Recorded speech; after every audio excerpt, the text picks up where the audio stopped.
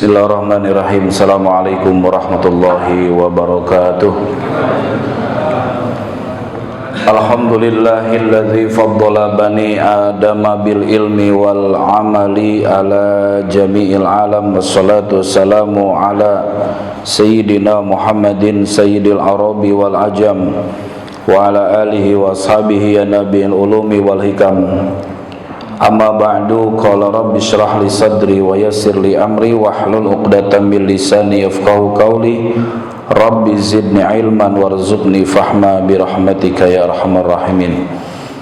Jamaah Masjid Al-Hidayah yang dimuliakan Allah Subhanahu wa taala, alhamdulillah summa alhamdulillah, bersyukur kita kepada Allah Subhanahu wa taala yang telah memberikan karunia kepada kita berupa kemudahan untuk menjalankan ibadah salat maghrib berjamaah di masjid awal waktu bersama imam.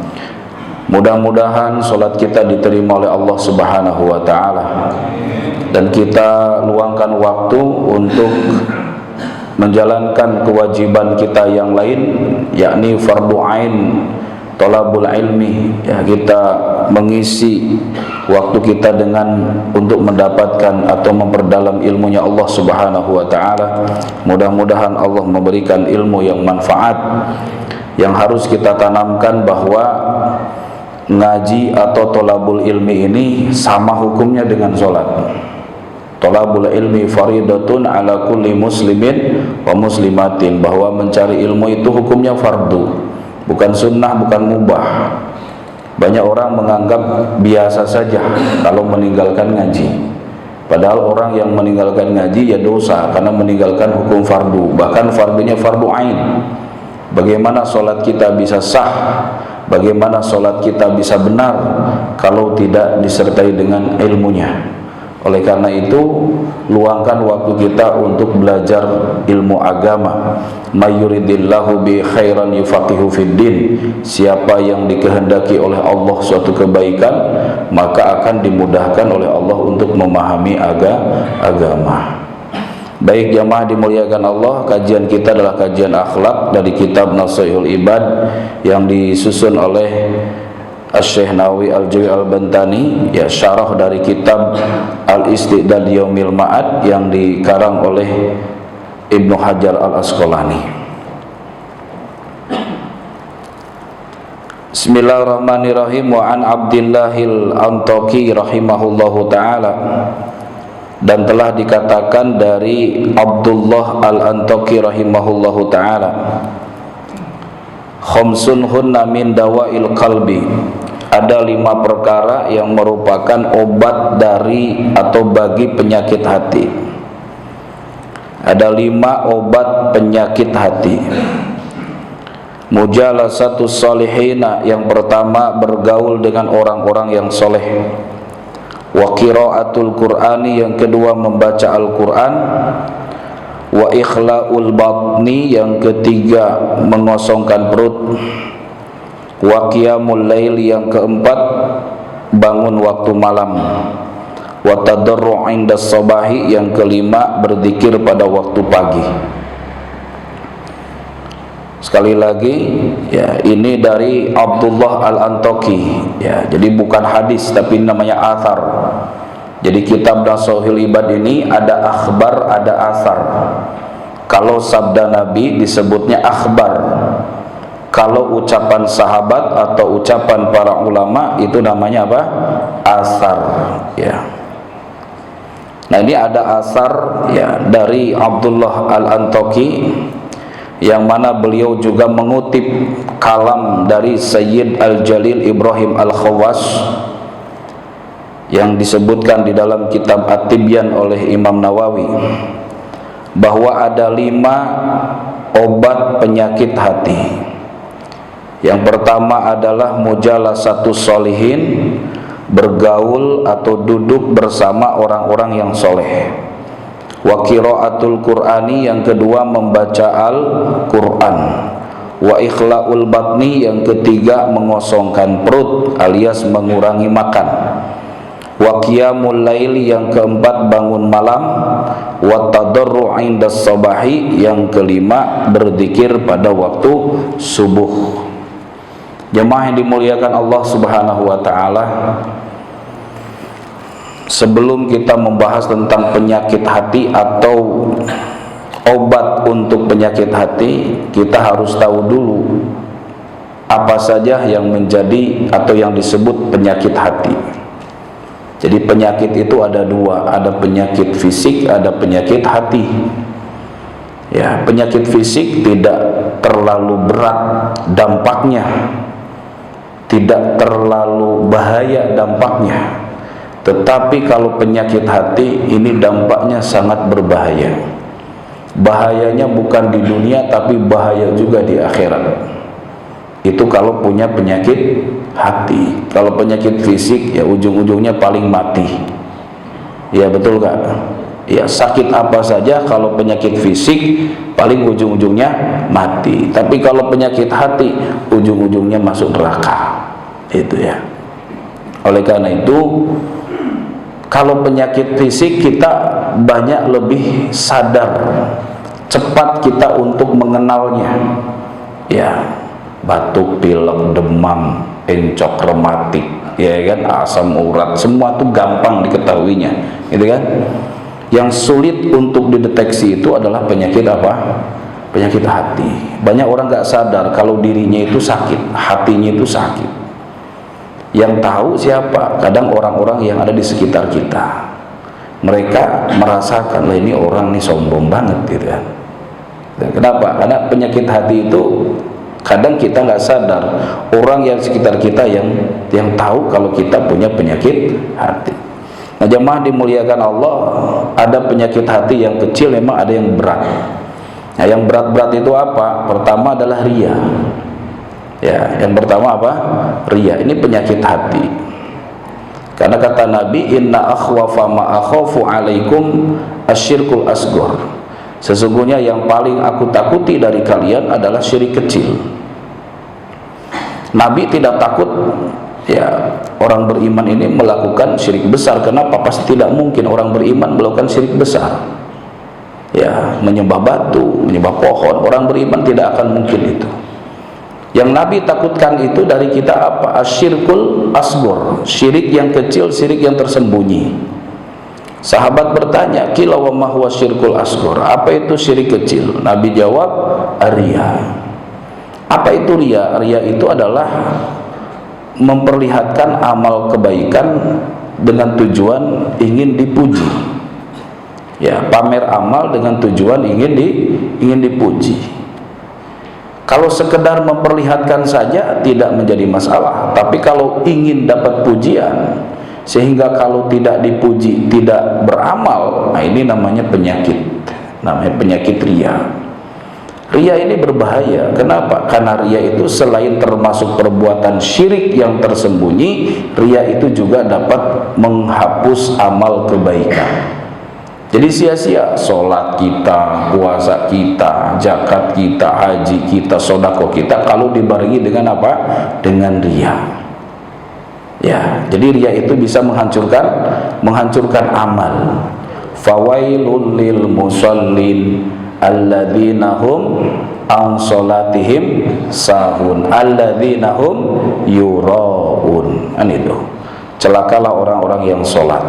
Maksudnya alladzina hum an sholatihim sahun, orang yang lalai dari waktu sholatnya. Sholat tapi ditunda-tunda waktunya. Apalagi yang gak sholat, yang sholat yang lalai saja sholatnya itu celaka. Kemudian alladzina hum yuraun, mereka orang-orang yang sholatnya riya. Ini di dalam ayat yang lain, ya ayyuhalladzina amanu la tubtilu shadaqatikum bil manni wal adza kalladzi yunfiqu malahu ria'an nas. Hai orang-orang beriman, janganlah engkau rusak sedekah kalian. Jadi jangan dirusak sedekah. Apa yang dapat merusak sedekah? Bil manni wal adza, ya kan? Apa itu man? Mani itu ngungkit-ngungkit. Kalau sudah ngasih udah dilupakan saja. jangan suka diungkit-ungkit, ya. Wal adza, dan menyakiti, ngasih si ngasih tapi menyakiti perasaan orang yang dikasih. Awas lu besok kalau minta lagi, saya kasih pukul kamu. Itu bukan dikasih duit, kasih pukul kamu. Itu menyakiti perasaan orang. Qaulun ma'rufin khairum min shadaqatin yatbauha adza. Ucapan yang baik lebih utama daripada bersedekah tapi dibarengi dengan apa? Menyakiti perasaan. Alladzi yunfiqu malahu ria'an, sebagaimana orang yang infak, yang sedekah dengan tujuan ingin dipuji oleh orang lain. Ini merusak amal. Ya, kalau tidak ingin dipuji boleh juga. Karena kata Nabi, la tudhiris shadaqah illa liyuqtada bih. Jangan memperlihatkan sedekah kecuali jika supaya diikuti, ditiru oleh orang lain. Gak masalah Pak, nama bapak ditulis gitu kan, Pak Pulan, Pak Haji Pulan, infaknya sekian gitu kan. Boleh dengan tujuan supaya diikuti. Intubdus shadaqati fani immahiyah. Ya kan? Kalau kamu perlihatkan sedekah itu bagus. Wa in tuhfuha aw tu'tuhal fuqara'a bahwa khairul lakum. Kalau kamu sembunyikan itu sedekah, kamu berikan kepada orang fakir, maka itu juga bagus. Jadi yang namanya sedekah itu diperlihatkan bagus, tidak diperlihatkan bagus. Yang enggak bagus, yang enggak sedekah. Kalau ada orang riya katanya kan gitu. Riya itu bukan amal dohir. Riya itu amal apa? Hati. Belum tentu orang memperlihatkan amal tujuannya riya. Belum tentu. Kadang dia ingin memancing, memotivasi orang lain untuk beramal. Ya, man sanna sunnatan hasanatan falahu ajruha wa ajru man tabi'ahu ila yaumil qiyamah. Subhanallah. Orang yang melakukan kebaikan kemudian ditiru oleh orang lain kebaikan itu, maka ia mendapat pahala sebanyak orang yang mengikutinya sampai hari kiamat tuh pahalanya. Luar biasa. Ya. Ini orang-orang nih ya yang memberi contoh di masjid ini, memberi contoh berjamaah, memberi contoh amal kebaikan, bersedekah, diikuti oleh orang lain. Itu pahalanya ngalir kepada yang memberi contoh itu tanpa mengurangi pahala mereka sampai hari kiamat. Ini luar biasa. Jadi tidak berarti orang yang memperlihatkan amal itu riya. Jadi tidak mesti itu riya. Riya itu tergantung niat atau tujuannya. Yang kedua, penyakit yang berat ya dalam hati itu adalah apa? Ujub. Apa namanya? Ujub. Ajaba ya'jubu ujban. Apa itu ujub? Bangga diri. Ya, ujub itu bangga diri atau kagum. Kagum dengan dirinya sendiri, kagum dengan kelompoknya, merasa bangga dengan organisasinya, merasa bangga dengan kesukuannya, merasa bangga dengan nasabnya. Itu namanya asobiyah, fanatik. Ya, fanatisme itu berbahaya. Ya, karena fanatisme itulah yang menyebabkan rusaknya umat ini. Ya, perpecahan itu dimulai dari apa? Dari fanatisme golongan. Jadi fanatik itu ujub, bangga, ya, terlalu mengagumi kelompoknya, mengagumi sukunya, mengagumi apa yang namanya tadi organisasinya. Bahkan dikatakan laisa minna man mata ala asobiyah. Kata Nabi, bukan umatku orang yang mati di atas asobiyah, di atas fanatisme. Jadi fanatisme ini berbahaya. Ya, kita boleh berbeda Pak, madhab boleh berbeda, organisasi boleh berbeda, gerakan dakwah boleh berbeda, tapi jangan fanatik, itu aja. Ya, saling menghormati, saling menghargai. Karena kalau sudah kita merasa paling benar, merasa paling sahih, merasa paling sunnah, merasa paling surga, nah, orang lain dianggap remeh, ujub. Itu namanya apa? Ujub. Nah, ujub ini penyakit, dapat merusak amal. Ya, ujub ini dapat merusak amal. Jadi kebaikan kita akan hancur gara-gara apa? Ujub. Ujub itu merasa diri paling bisa, merasa diri paling pintar. Ya, makanya kita diperingatkan oleh Allah, kul bifadlillahi wa birahmatihi fabidzalika fal yafrahu. Ya, bifadlillah wa birahmatihi, kita bisa beramal itu karena karunia Allah dan rahmat Allah. Ini kita sekarang duduk di masjid, datang ke masjid, sholat berjamaah, duduk dalam taklim, bisa ngaji, ini karena rahmat Allah. Bukan karena kita pintar, bukan karena kita sehat, bukan karena kita muda, bukan. Yang lebih sehat dari kita banyak, tapi tidak bisa datang ke masjid. Yang lebih muda dari kita juga banyak, tapi tidak diberikan kekuatan oleh Allah. Jadi kita bisa sedekah hartanya dari Allah, kemauan sedekahnya dari Allah, betul nggak? Iya. Jadi jangan merasa, oh kalau bukan saya, nah jangan begitu. Itu namanya apa? Ujub. Itu penyakit. Jadi sudah, kita kalau beramal udah los aja. Jangan merasa bahwa ini jasa saya. Gitu. Kemudian yang ketiga adalah nifak. Ini penyakit hati yang ketiga apa? Nifak. Ya, orangnya, pelakunya namanya munafik. Ya, apa itu munafik atau nifak? Itu orang yang bermuka dua. Ya, orang yang bermuka dua. Wa idza laqul ladzina amanu qalu amanna wa idza khalau ila syayatinihim qalu inna ma'akum. Orang munafik itu kalau ketemu orang beriman, dia mengatakan kami mukmin, saya muslim, saya mukmin. Tapi wa idza khalau ila syayatinihim, kalau mereka sudah kumpul dengan pemimpin-pemimpin mereka, kelompok mereka, mereka mengatakan inna ma'akum, sesungguhnya kami bersama kalian. Nah, ini innama nahnu mustahziun. Orang-orang munafik ini orang-orang yang suka mempermainkan agama. Ya. Ini bahaya ini, karena orang munafik ini lebih bahaya daripada orang kafir. Karena orang kafir mah jelas musuh yang kelihatan, musuh Islam yang kelihatan ya kafir. Tapi kalau orang munafik, mereka pura-pura sebagai orang Islam. Mereka berbusana seperti busana seorang muslim. Mereka bergaul dengan orang muslim, tetapi mereka merusak Islam dari dalam. Ini orang munafik. Maka orang munafik itu innal munafiqina fid darkil asfali minan nar. Orang-orang munafik itu betul-betul diletakkannya di dalam keraknya api neraka. Itu bahaya, karena orang munafik itu dia akan mencari keuntungan duniawi. Ya, mencari keuntungan duniawi. Ya, bisa saja dia berada di kalangan umat Islam karena mencari keuntungan itu. Bisa saja mereka berada di kelompok sana karena mereka mencari keuntungan duniawi itu. Ini penyakit berbahaya, munafik. Kemudian apalagi? Takabur. Takabur itu apa? Sombong. Ya, definisi takabur itu raddul haq wa ghamtun nas.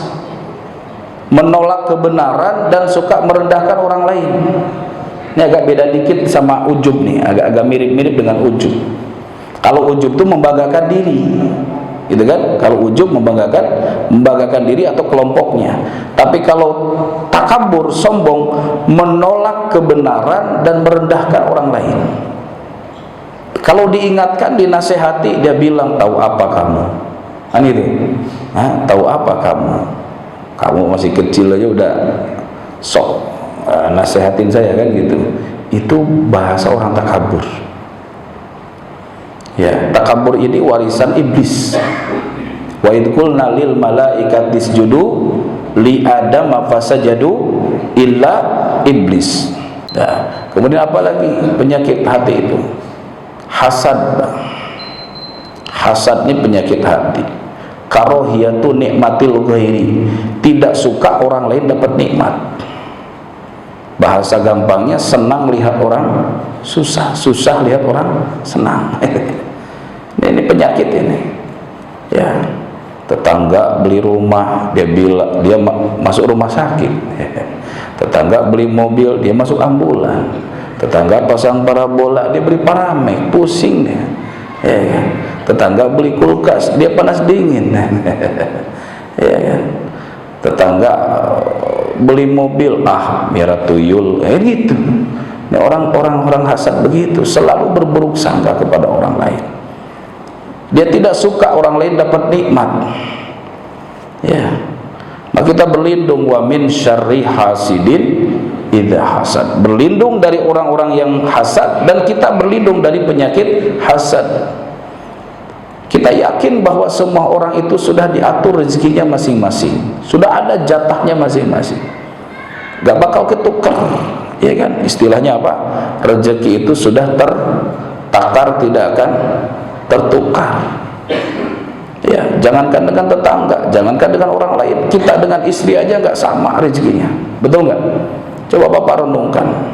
Saya merenungkan tuh dari tadi pagi, saya subuh tadi taklim di Baitur Rahman 28, sarapan di masjid, ya kan? Pulang ke rumah kata istri, kok nggak sarapan? Udah di masjid, giliran dimasakin katanya nggak dimakan, kan gitu ya? Kan istri nggak begitu ya? Lah saya bilang kalau udah rezeki gimana? Ya, jadi pagi tadi di sarapan, siangnya ada yang ngundang milad, ya, ada yang milad, makan di luar lagi. Akhirnya istri di rumah masak nggak disentuh. Nah, wallahu alam di malam kayaknya masih kenyang tadi. masih kenyang, masya Allah. Ya. Jadi kita nggak tahu ya, rezeki kita setiap hari itu udah ada bagiannya. Nahnu qasamna bainahum ma'isyatahum fil hayatid dunya. Kata Allah, kami sudah bagi-bagi. Ya, setiap orang tuh dalam kehidupan di dunia udah dibagi-bagi. Jadi nggak usah iri lah ya. Itu. Ada yang punya 1, ada yang punya 2, ada yang punya 3 rumahnya gitu Pak. Itu. Jadi nggak usah ngiri, jangan dibilang dia mah punya pelet katanya. Bukan Pak, itu urusan Allah, Allah yang ngasih kok. Allah yang membagi-bagi rezeki. Ya, bukan kita yang ngatur. Udah Allah atur tadinya. Nah, ini penyakit-penyakit hati ini harus dibersihkan jamaah yang dimuliakan Allah. Dengan apa kita membersihkan penyakit hati? Di antaranya dengan 5 obatnya. Ya, dengan berapa? 5 obat penyakit hati. Insya Allah gratis semua ini ya. Kalau Bapak sakit kepala, minimal belilah obat warung, ya kan? Demam, batuk, pilek, ya kan, bawa ke klinik, ya keluar minimal 100.000 mayah. Apalagi kalau udah penyakit jantung dan sebagainya bisa jutaan, puluhan juta kan begitu. Berarti kan obat penyakit fisik itu mahal. Sedangkan obat penyakit hati itu murah dan gratis. Nah, itu tinggal diobati saja. Apa obatnya? Nah, ini yang pertama, mujalasatus sholihin. Ya. Pertama apa? Mujalasatus sholihin. Apa artinya? Bergaul, bergabung dengan orang-orang yang soleh, orang-orang yang baik. Ya. Insya Allah ya, di sini orang-orang baik semua ya, amin ya. Walaupun kita bukan orang baik, tapi kan kita ingin jadi orang yang baik. Itu. Bergaul dengan orang-orang baik. Kenapa? Kata Nabi, almar'u ala dini khalilih. Setiap orang itu agamanya bergantung temannya. Jadi agama kita ini bergantung dengan siapa kita bergaul, Pak. Jangan salah gaul. Bergaul dengan orang rajin sholat, insya Allah kita ke bawah rajin sholat. Kita ngumpul-ngumpul dengan orang yang menjaga sholat, paling tidak diingatkan pada waktu sholat, sholat dulu yuk, kan gitu. Tapi bergaul dengan orang yang gak pernah sholat, yang menyepelekan sholat, ya kita ikut-ikutan. Ya kan, bergaul dengan ahli ilmu ini kan, ahli pengajian, terbawa kita. Dengan ahli berjamaah, terbawa kita. Jadi agama kita ini bergantung kepada pergaulan kita. Kita bergaul dengan siapa? Iya, ini masya Allah, ini orang-orang soleh semua nih, masya Allah. Insya Allah ya, kita tuh pilih pergaulan kita itu. Alaikum bimujalasatil ulama wastima'i kalamil hukama. Hendaklah kalian mujalasah, duduk dalam majlis-majlis ilmu. Di mana ada majlis ilmu, ada majlis nasihat, kita ikuti. Wastima'i kalamil hukama, dengarkan nasihat-nasihat orang-orang bijak. Fa innallaha yuhyil qalba, sesungguhnya Allah akan menghidupkan hati. Allah akan menghidupkan hati binuril hikmah, dengan cahaya ilmu. Orang kalau sering mendengarkan nasihat-nasihat ulama, nanti hatinya akan hidup, hatinya akan bersih. Ya, kama yuhyil ardal maitata bima'il matar, sebagaimana Allah menghidupkan tanah yang tandus dengan air hujan. Ya, hati yang kering, hati yang kerontang, hati yang sedang gundah gulana gelisah dapat nasihat, biasanya menjadi bersih, menjadi subur, menjadi semangat. Ya, bagaikan tanah yang tandus kemudian disiram oleh air hujan, itu akan menjadi subur, mengeluarkan tumbuh-tumbuhan. Ya, ini jadi jamaah dimuliakan Allah, kita meluangkan waktu untuk mendengarkan nasihat-nasihat ulama. Jadi yang kita dengar makanya disebut nasaihul ibad. Ini nasihat-nasihat bagi hamba-hamba Allah. Nah, ini yang pertama apa? Bergaul dengan orang-orang yang saleh. Bergaul dengan orang-orang saleh. Yang kedua, wa qiraatul Quran. Ya. Obat untuk menyembuhkan penyakit hati adalah membaca Al-Quran. Luangkan waktu kita baca Quran. Jangan, aduh nggak ada waktu. Mana? Sekarang kita main handphone aja waktu banyak, ya kan? Betul kan? Banyak itu yang di sono, ya, yang di sono, yang di sini alhamdulillah ahli Quran semua, alhamdulillah. Ya, luangkan waktu untuk baca Al-Quran. Orang sepanjang ada hubungan dengan Quran, insya Allah selamat. Kan kata Nabi apa? Taraktu fikum amroini ma in tamassaktum bihima lan tadillu abada, kitaballah wa sunnatar rasulih. Aku tinggalkan dua perkara. Kalau kalian masih berpegang kepada dua perkara itu, kalian tidak akan tersesat, tidak akan terbawa arus kesesatan. Ya, ini asal yang dua ini dipegang. Satu Al-Quran, yang kedua apa? Sunnah Rasul. Ya, jadi jangan kita terputus dari Al-Quran.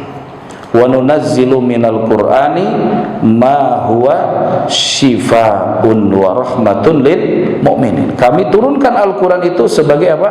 Obat. Ya. Oh, saya berat. Justru itu, karena berat baca Quran, karena malas baca Quran, itu ada penyakit hatinya. Orang kalau sudah bersih hatinya, nikmat baca Quran. Nah, supaya nikmat, paksakan baca Quran. Ya, dipaksakan baca Quran. Kalau kita berat baca Quran, berarti banyak penyakitnya. Ya, lihat dalam Al-Quran, innamal mu'minuna alladzina idza dzukirallah wajilat qulubuhum wa idza tuliyat alaihim ayatuhu zadatuhum imanan. Yang namanya orang beriman, orang yang hatinya bersih, idza dzukirallah wajilat qulubuhum, kalau diseru oleh Allah itu terpanggil hatinya. Itu ciri orang yang hatinya bersih. Kalau dipanggil oleh Allah, tersentuh, terpanggil, langsung respon. Dengar suara adzan itu enggak cuek. Itu orang yang hatinya bersih. Dengar suara adzan itu langsung bangun, ambil wudhu, berangkat ke masjid. Itu ciri orang hati bersih, terpanggil dengan panggilan Allah. Ya, idza dzukirallah wajilat qulubuhum. Itu kenapa? Karena orang yang hatinya bersih itu sudah ada mahabbah, ada cinta kepada Allah, sehingga ketika dipanggil oleh Allah, sami'na wa ta'na. Nah, itu. Wa idza tuliyat alaihim ayatuhu zadatuhum imana. Kalau dibacakan ayat Quran itu bertambah keimanannya kepada Allah, semakin semangat keimanannya kepada Allah. Ya, sampai-sampai Nabi itu memanggil sahabat Ibnu Mas'ud, ya kan, untuk membacakan ayat Al-Quran. Ibnu Mas'ud, tolong bacakan Quran. Kata Ibnu Mas'ud, ya bagaimana aku bacakan Quran sedangkan Quran itu turun kepada engkau. Kata Nabi, aku kepengen mendengar ayat Quran itu dari kamu. Dibacakan ayat Quran itu. Gak lama kemudian kata Rasulullah itu sampai mencucurkan air mata. Kata Rasul, udah selesai Ibnu Mas'ud. Begitulah orang beriman, mendengar ayat Quran itu tersentuh hatinya. Ya, itu kalau hati bersih. Nah, jemaah dimuliakan Allah, kalau kita belum mau baca Quran, berarti ada penyakit hati yang harus dipaksakan gitu. Nanti lama-lama menjadi nikmat. gitu ya. Memang godaannya berat Pak ya, kalau talim begini insya Allah banyak ini ya, luar biasa. Tapi kalau ngaji Quran, belajar Quran itu peminatnya sedikit biasanya di sono, di sini mah alhamdulillah. Khairukum man ta'allamal Qur'ana wa 'allamah. Ini kata Nabi apa? Sebaik-baiknya kalian siapa Pak? Orang yang belajar Al-Qur'an dan mengajar Al-Qur'an. Betul enggak? Yang paling baik dari kalian siapa? Orang yang belajar Al-Quran dan mengajarkan Al-Quran. Maka belajar Quran tuh banyak orang berat, apalagi dikoreksi satu-satu bacaannya, ya kan? Bismillah nggak selesai seminggu gitu kan, Fatihah sebulan baru dianggap lulus kan gitu. Itu males itu belajar begitu. Padahal itu sebaik-baiknya orang adalah yang belajar apa?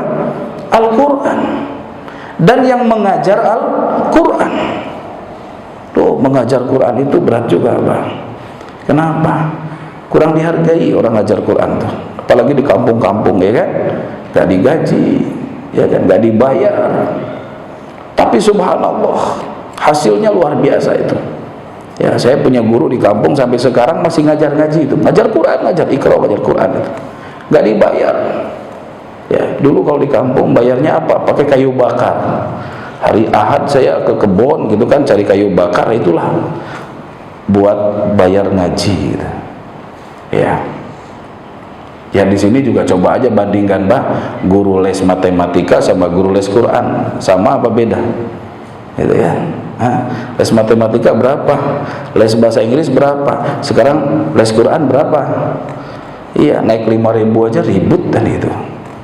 Iya, makanya banyak ustadz yang ngajar Quran itu mundur. Iya, ya di tempat saya, kan sini tempat saya. Maaf ya, saya nggak bisa ngajar. Emang kenapa? Saya tahu lah, saya bilang gitu kan. Ya saya udah punya istri sekarang, udah punya anak, biaya nambah.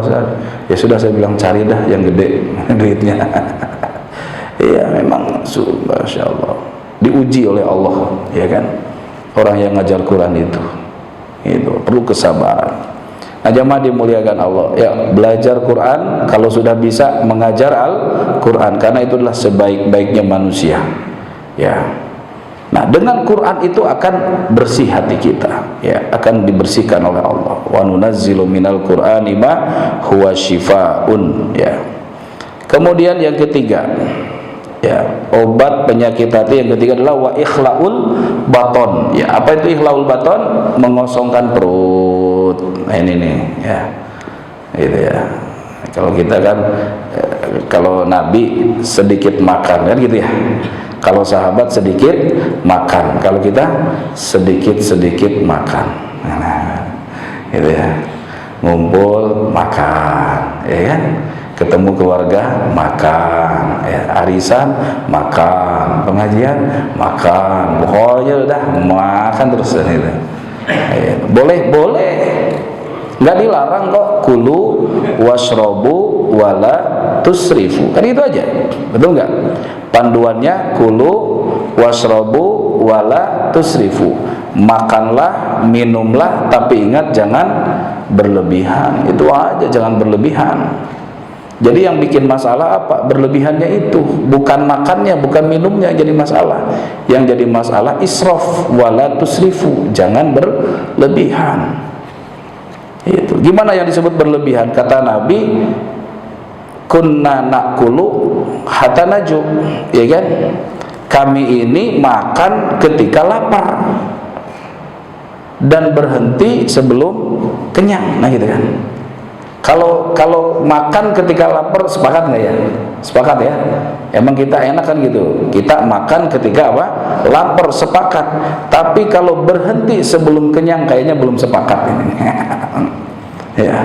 Nah, kalau pas lagi enak-enaknya pengen nambah, terus kita berhenti. Nah, itu yang sunnah. Itu yang bikin badan sehat. Itu lagi enak banget tuh makan, pengen nambah, udah jangan nambah nih. Nah, itu sunnah tuh yang begitu. Ya. Tapi nambah lagi, ya kan? Nambah nasi, kenapa? Sambalnya masih banyak, ya kan? nanti nasinya sambalnya habis, ya nambah lagi kan gitu.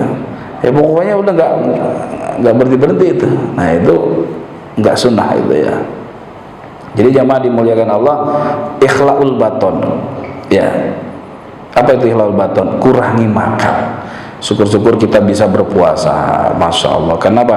Karena sumber daripada obat itu adalah puasa. Ya, obat dari segala obat itu puasa. Penyakit dari segala penyakit itu apa? Perut kenyang. Perut kenyang. Kata Sayyidina Umar, iyyakum wal bitnata, ya. Hendaklah hati-hatilah kalian daripada kekenyangan. Kenapa? Fa innaha mufsidatun lil jasad. Karena terlalu kenyang itu merusak badan. Ya, murisatun lisaqom, dapat mengundang penyakit. Ya, muksilatun anis sholat, bikin malas ibadah. Betul nggak? Banyak makan, banyak ngantuk. Itu akhirnya malas apanya? Malas sholatnya, malas ngajinya. Wa alaikum bil qasdi, kata Sayyidina Umar, hendaklah kamu sederhana saja. Maksudnya bukan cari makan rumah makan sederhana, ya namanya sederhana tapi bayarnya tidak sederhana. Makanannya tidak sederhana. Fa innahu aslahul lil jasad. Karena dengan makan sederhana artinya sedang-sedang saja itu dapat menyehatkan badan gitu. Ya, jadi intinya itu ya, intinya makan ketika lapar, berhenti sebelum kenyang. Insya Allah itu ya gitu.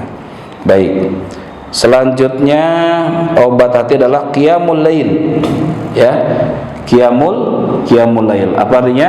Bangun malam. Bangun malam di sini bukan berarti begadang. Bangun malam di sini artinya adalah sholat di waktu malam. Ya, wa minal laili fatahajjad bihi nafilatan laka asa ay yab'atsaka rabbuka maqaman mahmuda. Ya, di antara sebagian malam, makanya pakai min. Ya, minal lail berarti kan Allah tidak minta setiap seluruh malam, tidak. Hanya sebagian sedikit saja, luangkan waktu sedikit dari malam itu untuk apa? Fatahajjad bihi, untuk melakukan sholat tahajud, nafilah talak, menjadi sunnah bagi kamu. Asa ayyab'atsaka rabbuka maqaman mahmuda, dengan sholat tahajud itulah Allah akan mengangkatmu dengan derajat yang terpuji. Itu. Jadi luangkan waktu, ya, luangkan waktu, bangun malam. Itu. Alaikum biqiyamil lail fa innahu da'bus sholihin. Hendaklah bangun malam karena itu ciri orang soleh. Jadi kalau belum bangun malam belum soleh itu Pak. Walaupun namanya Pak Soleh kali ya, gitu ya. Fa innahu da'bus sholihin wa qurbatun ila rabbikum, dan tanda kedekatan hamba kepada Allah. Ciri seorang hamba dekat dengan Allah rajin bangun malam. Wa mukaffiratun lisayyi'at, dengan bangun malam dapat menghapus dosa-dosa. Wa matrodatun lidda, dengan bangun malam dapat mencegah penyakit, baik penyakit hati maupun penyakit fisik. Itu akan tercegah dengan bangun malam. Itu banyak Pak, para dokter menyampaikan rahasia bangun malam, rahasia mandi di waktu sahur, itu luar biasa gitu ya.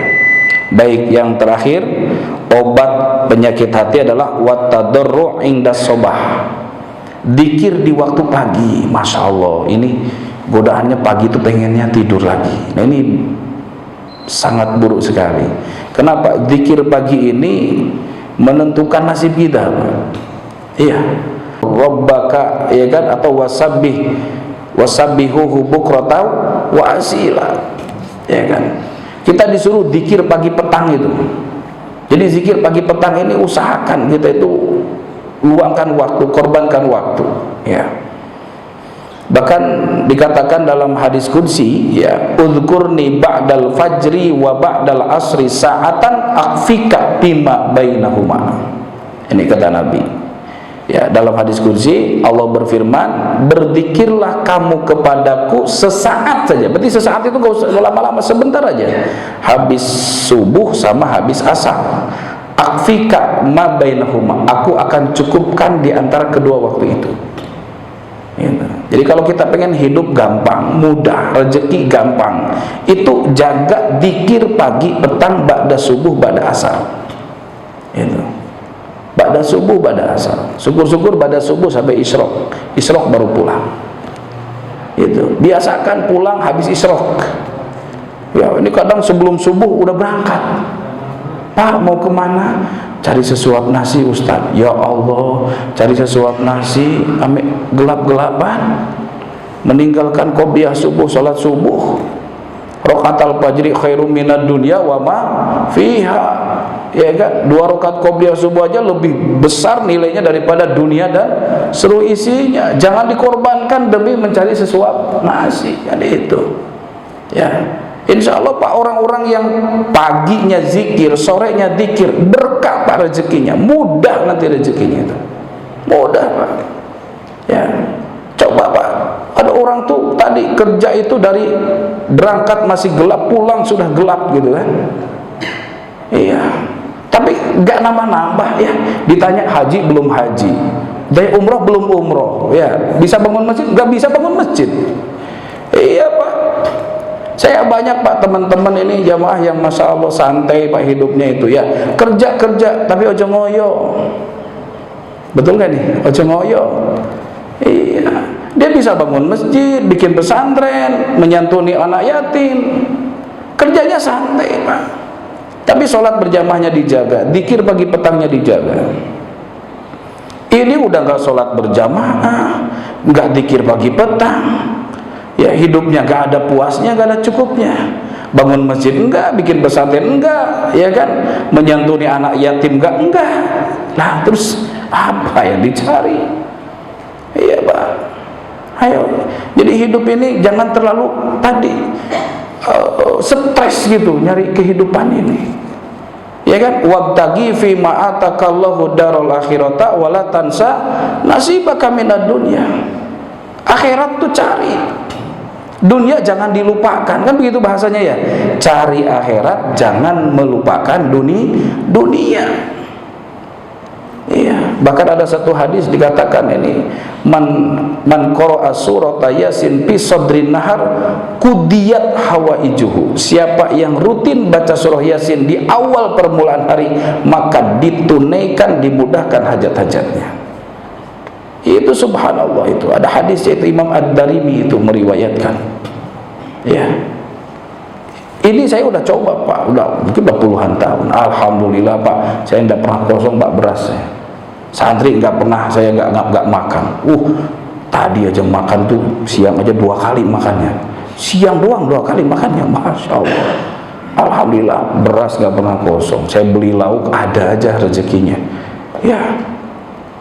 Jadi alhamdulillah, amalan itu penting Pak, kerja penting, tapi sambil amalan kita dikuatkan, gitu ya. Zikir pagi petang Pak. Kenapa? Selain itu akan memudahkan urusan kita, Allah akan membersihkan hati kita. Ala bidzikrillahi tatmainnul qulub. Dengan zikir kepada Allah hati menjadi apa? Tenang, tenang hidup ini. Tidak stres. Ngadepin dunia ini gak stres. Kenapa? Karena dengan zikir tadi, insya Allah. Ya, ada 5 ya. 1, bergaul dengan orang soleh. Yang kedua, baca Quran. Yang ketiga, mengurangi makan. Yang keempat, qiyamul lail. Yang kelima, zikir di waktu pagi. Mudah-mudahan kita diberikan ilmu yang manfaat, kekuatan untuk mengamalkannya. Semoga Allah kabul semua hajat-hajat kita. Baik, kita sama-sama akhiri dengan doa kafarah majlis. Subhanakallahumma wa bihamdika asyhadu an la ilaha illa anta astaghfiruka wa atubu ilaik. Terima kasih. Wassalamualaikum warahmatullahi wabarakatuh.